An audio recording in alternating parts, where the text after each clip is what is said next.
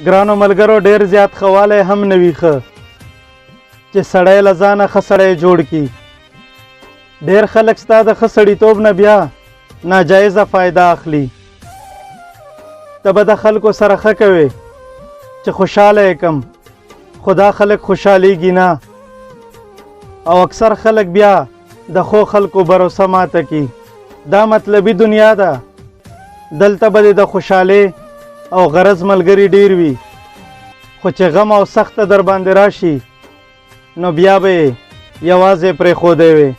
په شروع کې خو به دا خلک در سره داسې میلاویږي لکه چې خپل سکه ورونه دي وي، خو چې بیا در باندې لږ سخت وخت او تکلیف راشي نو بیا به درته خپل منافقت، اصلیت او اصلي مخونه وښیي او څه بانه به جوړه کړي، تا به یوازې پرېږدي.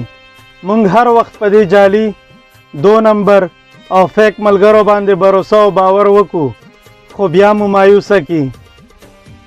100 ځله ووایم چې په دې بې باوره ملګرو به بروسه نه کوم، خو 100 ځله تیر وځم او 100 ځله مو دغه خلک تیر باسي.